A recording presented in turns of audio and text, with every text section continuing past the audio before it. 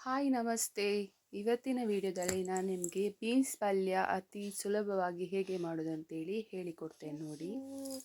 ಮೊದಲಿಗೆ ನಾವು ಬೀನ್ಸ್ ಇಷ್ಟು ತಗೊಂಡಿದ್ದೇವೆ, ಮತ್ತು 2 ಟೊಮೆಟೊ, 2 ಕಾಯಿಮೆಣಸು, ಸ್ವಲ್ಪ ಬೆಳ್ಳುಳ್ಳಿ, 1 ಈರುಳ್ಳಿ ಮತ್ತು ಸ್ವಲ್ಪ ಕರಿಬೇವು ಸೊಪ್ಪು ತಗೊಂಡಿದ್ದೇನೆ ನೋಡಿ. ಮತ್ತು ಏನಂದರೆ ಟೊಮೆಟೊ ಒಂದು ತಗೊಂಡ್ರು ಸಾಕು, ಜಾಸ್ತಿ ಬೇಕಂತಿಲ್ಲ, 1 ಟೊಮೆಟೊ ಸಾಕು ನೋಡಿ. ಇಷ್ಟೆಲ್ಲ ನಾನು ಕಟ್ ಮಾಡಿಟ್ಟೆ. ಮತ್ತು ಸ್ವಲ್ಪ ಕಾಯಿ ತುರಿ ಇದ್ದರೆ ಒಳ್ಳೆ ಟೇಸ್ಟ್ ಆಗಿರುತ್ತೆ. ಮತ್ತು ಈಗ ರೆಡಿ ಮಾಡಿ ನೋಡಿ. ನಾನಿವತ್ತು ಇದು ಮಣ್ಣಿನ ಮಡಿಕೆಯಲ್ಲಿ ಮಾಡೋದು, ತುಂಬ ಟೇಸ್ಟ್ ಆಗಿರುತ್ತೆ. ಬಿಸಿ ಆದಮೇಲೆ ನೀವು ಎಣ್ಣೆ ಹಾಕಬೇಕು. ಆ ಎಣ್ಣೆ ಸ್ವಲ್ಪ ಇದಾಗಬೇಕು. ಆಮೇಲೆ ಎಣ್ಣೆ ಉರಿದ ಮೇಲೆ ಸ್ವಲ್ಪ ಸಾಸಿವೆ ಹಾಕಿ ಒಗ್ಗರಣೆಗೆ. ಮತ್ತು ನೀವು ತಗೊಂಡಂತಹ ಬೆಳ್ಳುಳ್ಳಿ ಮತ್ತು ಮೆಣಸು ಮತ್ತು ಕರಿಬೇವು ಸೊಪ್ಪು ಅದನ್ನೆಲ್ಲ ಹಾಕಿ.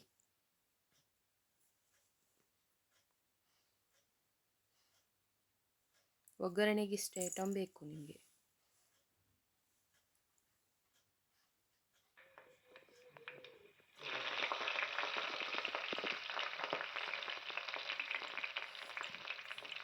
ಸ್ವಲ್ಪ ಅದು ಚಟಪಟ ಸೌಂಡ್ ಬರ್ತದಲ್ಲ, ಸ್ವಲ್ಪ ಉರಿಬೇಕು, ಎಣ್ಣೆಯಲ್ಲಿ ಸ್ವಲ್ಪ ಉರಿಯಿರಿ.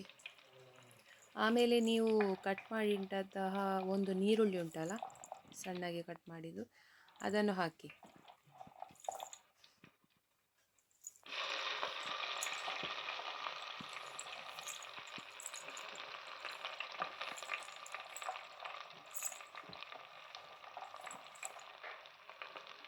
ಆಮೇಲೆ ಸೌಟಲ್ಲಿ ಎಲ್ಲ ಒಗ್ಗರಣೆ ಹಾಕಿದಂಥ ಎಲ್ಲ ವಸ್ತುಗಳನ್ನು ಅದರಲ್ಲಿ ತಿರುಗಿಸಿ. ಸ್ವಲ್ಪ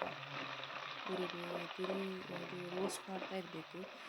ಅದರ ವಾಸನೆ, ಸ್ವಲ್ಪ ನೀರುಳ್ಳಿದು ಸ್ಮೆಲ್ ಹೋಗೋ ತನಕ ಸ್ವಲ್ಪ ರೋಸ್ಟ್ ಮಾಡಿ ನೀವು.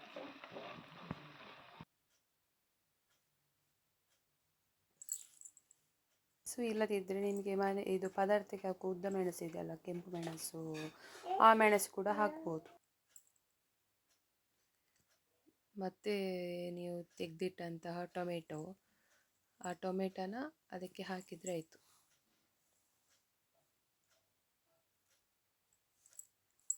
ಆಮೇಲೆ ರುಚಿಗೆ ತಕ್ಕಷ್ಟು ಉಪ್ಪು, 1 ಸ್ಪೂನ್ ಉಪ್ಪು ಸಾಕು.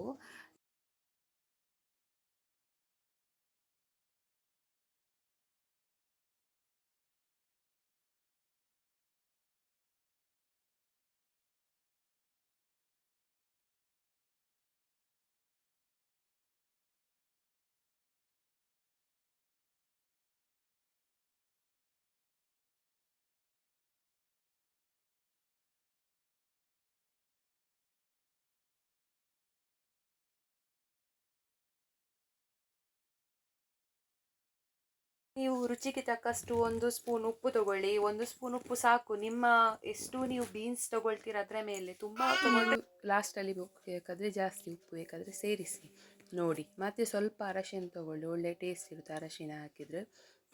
ಅರಶಿನ ಇಲ್ಲದಿದ್ದರೂ ಸ್ಕಿಪ್ ಮಾಡ್ಬೋದು. ಅರಶಿನ ಇದ್ದರೆ ಒಳ್ಳೆ ಸ್ವಲ್ಪ ಟೇಸ್ಟ್ ಒಳ್ಳೆದಿರುತ್ತೆ ಅಂತೇಳಿ. ಮತ್ತು ಅದು ಆದಮೇಲೆ ಅದನ್ನೆಲ್ಲ ಒಟ್ಟಿಗೆ ರೋಸ್ಟ್ ಮಾಡಿ.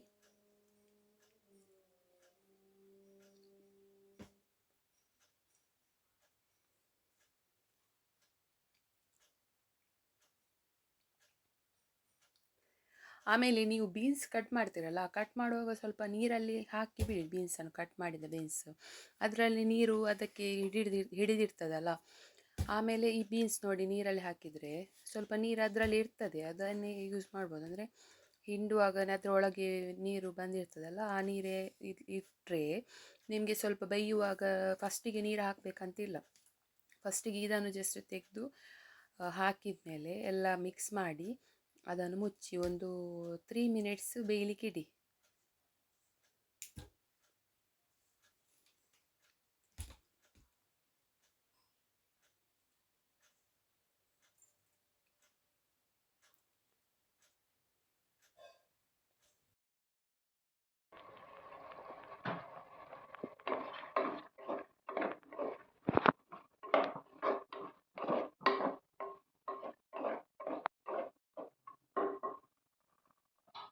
ಒಂದು 3 ಮಿನಿಟ್ಸ್ ಮುಚ್ಚಿ ಬೇಯಲಿಕ್ಕೆ ಇಡಿ ನೀವು. ಇಡಿ. 3 ಮಿನಿಟ್ಸ್ ಆದಮೇಲೆ ಒಂದು ಸಲ ನೋಡ್ತಾ ಇರಬೇಕು, ಇಲ್ಲಾಂದರೆ ಅದು ನೀರು ಖಾಲಿ ಆದರೆ ಸ್ವಲ್ಪ ನೀರು ಆ್ಯಡ್ ಮಾಡಬೇಕು, ಇಲ್ಲಾಂದರೆ ಅದು ಎಲ್ಲ ಇದಾಗಿ ಹೋಗುತ್ತೆ, ಇದಾಗಿ ಹೋಗ್ತದೆ, ತಳ ಹಿಡಿತದೆ. ಸೊ ನೀವು ನಡುವಲ್ಲಿ ಚೆಕ್ ಮಾಡಿ ಒಂದು 3 ಮಿನಿಟ್ಸ್ ಬಿಟ್ಟು, ಯಾಕಂದರೆ ಸ್ವಲ್ಪ ನೀರು ಕಡಿಮೆ ಆದರೆ ಬೇಯಲಿಕ್ಕೆ ನೀರು ಇಲ್ಲದಿದ್ದರೆ ನಿಮಗೆ ಅದು ಹಾಳಾಗಿ ಹೋಗ್ತದೆ. ಅದಕ್ಕೆ ಸ್ವಲ್ಪ ನೀರು ಹಾಕಿದ್ದೇನೆ ನಾವು, ಸ್ವಲ್ಪ ನೀರು ಹಾಕಿ, ಸ್ವಲ್ಪ ನೋಡುವಷ್ಟು ಕಾಣುವಷ್ಟು ಸ್ವಲ್ಪ ನೀರು ಹಾಕಿ, ಅದು ಬೇಯಲಿಕ್ಕೆ ಬೇಕಾಗುವಷ್ಟು ಸ್ವಲ್ಪ ನೀರು ಹಾಕಿದ್ದು. ಜಾಸ್ತಿ ಹಾಕಿದರೂ ಕೂಡ ಅದು ನೀರು ಆಗ್ತದೆ, ಡ್ರೈ ನಿಮಗೆ ಪಲ್ಯ ಸಿಗಲ್ಲ. ಸ್ವಲ್ಪ ನೀರು ಹಾಕಿದರೆ ಆಯಿತು. ಮತ್ತು ಅದನ್ನು ಮುಚ್ಚಿ ಒಂದು 10 ಮಿನಿಟ್ಸ್ ಬೇಯಲಿಕ್ಕೆ ಬಿಡಿ. 10 ಮಿನಿಟ್ಸ್ ನಡುವಲ್ಲಿ ಒಂದು 5 ಮಿನಿಟ್ಸ್ ಆದಮೇಲೆ ನೋಡಿ, ಸ್ವಲ್ಪ ನೀರು ಕಡಿಮೆ ಆದರೆ ಇನ್ನೊಮ್ಮೆ ಆ್ಯಡ್ ಮಾಡಿ, ಸ್ವಲ್ಪ ನೀರು ಆ್ಯಡ್ ಮಾಡಿದರೆ ಸಾಕು. ಒಂದು 1/4 ಲೋಟ ಬೇಡ, ಸ್ವಲ್ಪ ಒಂದು 2-3 ಸ್ಪೂನಷ್ಟು ನೀರು ಹಾಕಿ, ಇಲ್ಲಾಂದರೆ ಅದು ತಳ ಹಿಡಿದರೆ ಎಲ್ಲ ಹಾಳಾಗಿ ಹೋಗ್ತದೆ ಮಾಡಿದ್ದು. ಅದಕ್ಕೆ ನೀವು ಲೋ ಫ್ಲೋವಲ್ಲಿ ಇಟ್ಟು ಬೇಯಲಿಕ್ಕೆ ಇಡಬೇಕು. ಒಂದು 10 ಮಿನಿಟ್ಸ್ ಆದಮೇಲೆ ನೋಡಿ, ಇದು ಬೆಂದಿದೆ ಈಗ. ಆಮೇಲೆ ನೀವು ತುರಿದಿಟ್ಟ ಕೊಬ್ಬರಿಯನ್ನು ಅದಕ್ಕೆ ಹಾಕಿ, ಕಾಯಿ ತುರಿ ಹಾಕಿ ಡೆಕೋರೇಟ್ ಮಾಡಿದರೆ ನಿಮ್ಮ ಅತಿ ರುಚಿಯಾದ ಬೀನ್ಸ್ ಪಲ್ಯ ರೆಡಿಯಾಗಿದೆ. ಬೀನ್ಸ್ ಕಟ್ ಮಾಡುವಾಗ ನೀವು ಸ್ವಲ್ಪ ಚಿಕ್ಕದಾಗಿ ಕಟ್ ಮಾಡಿದರೆ ಚೆಂದ.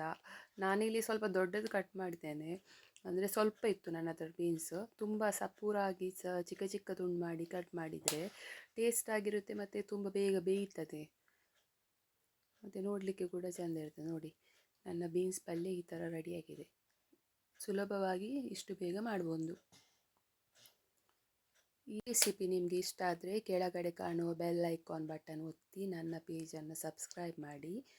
ವಿಡಿಯೋ ಇಷ್ಟ ಆದರೆ ಲೈಕ್ ಮಾಡಿ.